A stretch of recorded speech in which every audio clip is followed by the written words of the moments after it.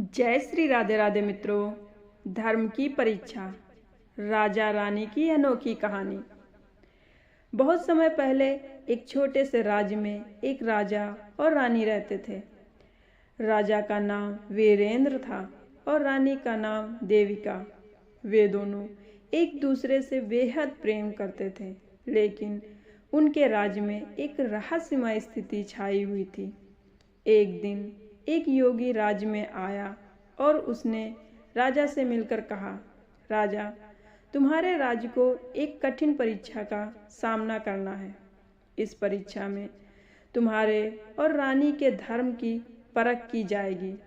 राजा वीरेंद्र ने उसे उत्सुकता से पूछा, क्या है वह परीक्षा?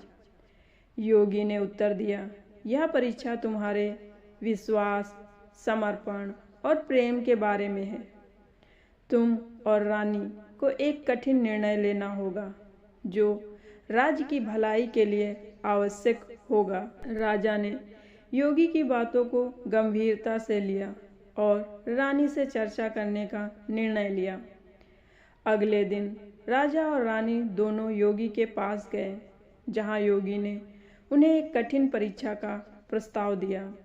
तुम दोनों को एक दूसरे से एक सच्चे बलिदान की आवश्यकता होगी। योगी ने कहा, राजा, तुमको एक युद्ध भूमि पर जाना होगा, जहां तुम्हारा सामना एक शक्तिशाली शत्रु से होगा। रानी, तुमको राज्य की भलाई के लिए एक दिन दुखी प्रजा के साथ समय बिताना होगा। इस परीक्षा में तुम्हें अपने प्रेम और धर्म का सही मार्ग चुनना होगा। राजा और रानी दोनों ही शक्ति हो गए। वे समझ नहीं पा रहे थे कि क्या करना सही होगा। रानी ने कहा, मुझे लगता है कि हमें एक दूसरे से अलग होकर अपने कर्तव्यों को निभाना चाहिए। हमें अपने राज्य और अपने लोगों की भलाई के लिए यह परीक्षा पास करनी होगी। राजा वीरेंद्र ने रानी की बातों को समझा और तय किया कि वह युद्ध भूमि पर जाएंगे। रानी ने भी अपनी राह तय की और प्रजा के बीच में जाकर उनके दुखों को समझने का निर्णय लिया। राजा वीरेंद्र युद्ध भूमि में पहुंचे और उन्होंने शत्रु से मुकाबला किया।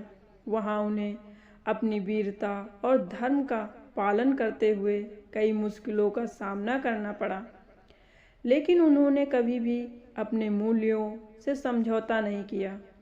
वहीं रानी देविका ने राज्य की सबसे गरीब बस्तियों का दौरा किया और वहां के लोगों की समस्याओं को समझा।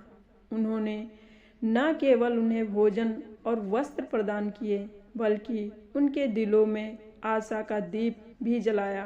रानी ने शरणार्थियों के लिए आश्रय बनाए और उनके जीवन को आसान बनाने की कोशिश की। समय बीतता गया और युद्ध खत्म हो गया। राजा वीरेंद्र विजयी होकर घर लौटे और रानी ने भी अपनी निस्वार्थ सेवा के कारण राज्य में अमिट छाप छोड़ी। जब वे दोनों एक दूसरे से मिले तो दोनों ने महसूस किया कि यह परीक्षा केवल बाहरी संघर्ष नहीं थी, बल्कि यह उनके अंदर के सत्य, प्रेम और धर्म के आंतरिक संघर्ष की परीक्षा थी। राजा और रानी दोनों ने अपनी अपनी यात्रा में जो सीखा, वह उन्हें एक दूसरे से और भी अधिक जुड़ने का कारण बना। वे समझ गए कि धर्म केवल शारीरिक बलिदान नहीं होता, बल्कि यह मानसिक और आत्मिक बलिदान भी होता है। उनके प्रेम का आधार अब केवल व्यक्तिगत प्रेम नहीं था, बल्कि एक दूसरे के धर्म और कर्तव्यों के प्रति सम्मान था। राजा वीरेंद्र ने कहा, इस परीक्षा ने मुझे यह सिखाया कि धर्म का पालन करते हुए भी हमें अपने प्रेम और कर्तव्यों को समान महत्व देना चाहिए। केवल तब हम सच्चे रूप से सफल होते हैं। रानी देविका ने भी वही महसूस किया और कहा, धर्म का पालन न केवल राज्य के लिए, बल्कि अपने आत्मिक संतुलन के लिए भी जरूरी होता है। यह परीक्षा हमें यह सिखाती है कि सच्चा बलिदान तब होता है जब हम अपने स्वार्थ को छोड़कर दूसरों के भले के लिए काम करते हैं। समाप्ति पर योगी ने राजा और रानी की परीक्षा का मूल्यांकन किया और कहा, तुम दोनों ने धर्म, प्रेम और बलिदान का सही अर्थ समझा। तुम दोनों सच्चे शासक हो, क्योंकि तुमने केवल राज्य की भलाई नहीं सोची बल्कि अपने धर्म का पालन भी किया। राजा वीरेंद्र और रानी देविका की कहानी ने उनके राज्य में एक नया अध्याय शुरू किया, जहां धर्म, प्रेम और सेवा का आदर्श स्थापित हुआ। राज्य में शांति और समृद्धि का वास हुआ और राजा और रानी का संबंध और भी मजबूत हो गया, क्योंकि अब उनका प्रेम केवल एक दूसरे से नहीं बल्कि अपने कर्तव्यों और धर्म से भी था।